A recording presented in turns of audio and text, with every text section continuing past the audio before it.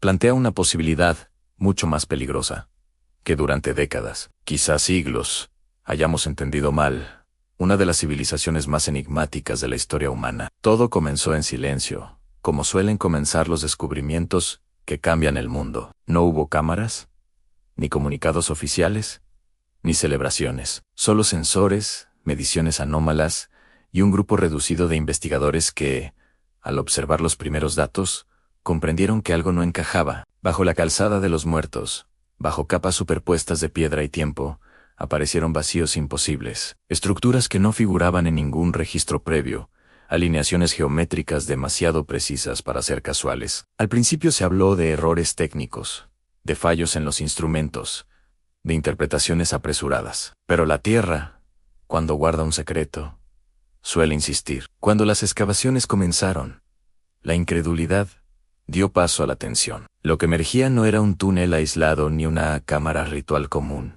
Era un sistema extenso, planificado, sellado con una intención clara, pasadizos interconectados, cámaras dispuestas con una lógica simbólica compleja, depósitos masivos de objetos, cuidadosamente colocados, como si cada elemento obedeciera a un diseño previo, a un conocimiento profundo de matemáticas, astronomía y geología.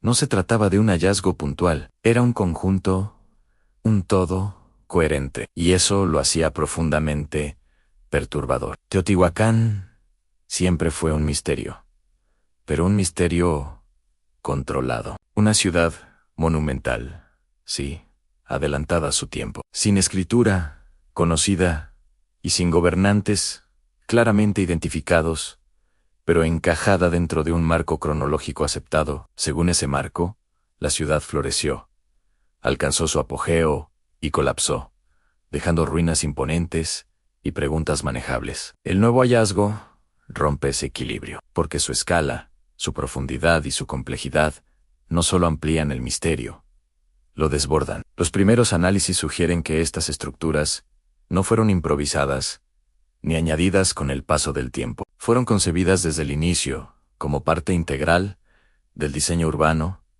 y ceremonial. Eso implica planificación a largo plazo, una autoridad central fuerte y una cosmovisión extremadamente sofisticada. Para algunos arqueólogos, esta idea es aceptable, incluso emocionante. Para otros, es inadmisible, porque aceptar esto significa admitir que Teotihuacán poseía un nivel de organización y conocimiento que no encaja con los modelos tradicionales de desarrollo cultural en Mesoamérica. Y ahí nació el conflicto. De un lado, están quienes defienden la interpretación clásica. Para ellos, el hallazgo debe explicarse dentro de los límites conocidos en rituales, simbolismo religioso, poder político, expresado en arquitectura. Todo debe encajar, aunque sea forzando los datos. Del otro lado se alzan voces que señalan lo evidente.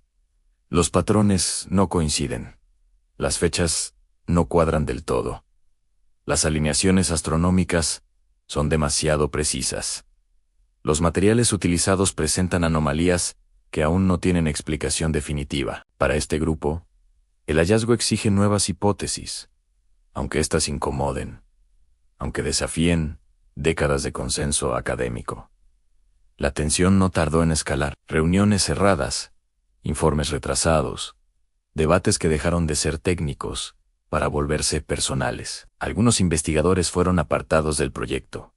Otros denunciaron presiones para suavizar conclusiones. Se habló de censura, de miedo institucional, de la necesidad de proteger narrativas establecidas. Porque en arqueología, como en toda ciencia humana, el conocimiento no existe en el vacío. Está ligado a prestigio, a financiación, a identidades profesionales construidas durante toda una vida. Pero la Tierra no negocia. A medida que las excavaciones avanzaban, los datos se acumulaban. Miles de objetos dispuestos en patrones repetitivos, restos orgánicos asociados a rituales complejos, evidencias de sellado intencional, como si el complejo hubiera sido cerrado deliberadamente, no abandonado por decadencia o desastre. Esto sugiere una decisión consciente, un acto final cargado de significado, y eso abre una pregunta inquietante.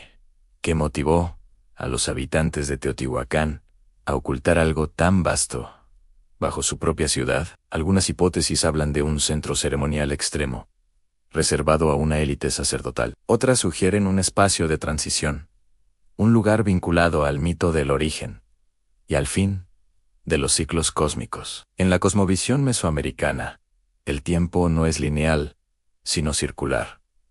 Los mundos nacen y mueren.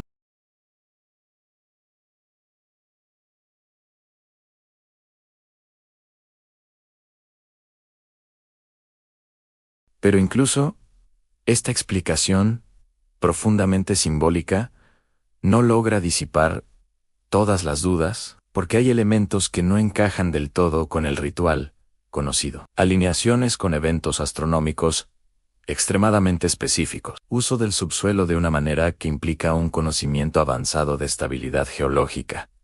Una precisión que sugiere cálculo, no solo fe. Para algunos, esto no es evidencia de algo imposible, sino de una civilización subestimada. Para otros, es una señal de que estamos proyectando ideas modernas sobre el pasado. Y sin embargo, el conflicto persiste. A puertas cerradas, se discute algo que pocos se atreven a decir en público en sí.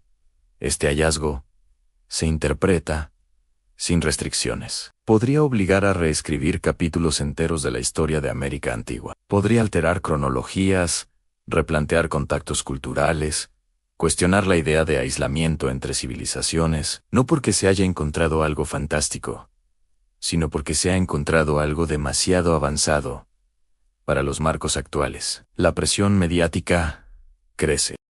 Filtraciones parciales aparecen en redes, malinterpretadas, exageradas, mezcladas con teorías sin fundamento. Eso solo empeora la situación. Los arqueólogos más cautos temen que el descubrimiento sea secuestrado por el sensacionalismo. Los más audaces temen lo contrario, aunque sea enterrado nuevamente, esta vez bajo el peso del conservadurismo académico. Mientras tanto, Teotihuacán permanece ahí, silenciosa, imponente, como lo ha estado durante siglos. Una ciudad construida con tal precisión que aún hoy desafía explicaciones simples. Una ciudad que, según los mitos, fue el lugar donde los dioses se sacrificaron para poner en movimiento el sol.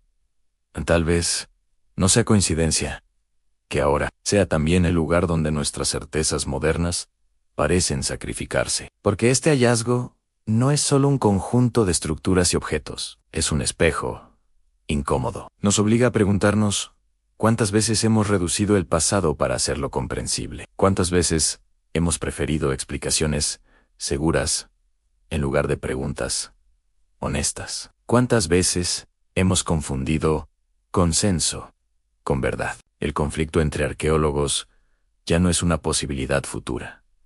Está en marcha, no con gritos ni violencia, sino con artículos rechazados, interpretaciones enfrentadas y una lucha silenciosa por el control del relato. Y como siempre ocurre cuando el pasado desafía al presente, el resultado no dependerá solo de la evidencia, sino de la voluntad de aceptarla. Tal vez, dentro de algunos años, este hallazgo se ha presentado como una evolución natural del conocimiento, o tal vez se ha recordado como la oportunidad perdida de escuchar a la Tierra cuando decidió hablar. Porque hay descubrimientos que amplían la historia y hay otros que la ponen en crisis. Teotihuacán parece haber ofrecido lo segundo, y mientras el polvo de las excavaciones se asienta, una verdad comienza a tomar forma. Inquietante y inevitable. No todo lo antiguo es primitivo.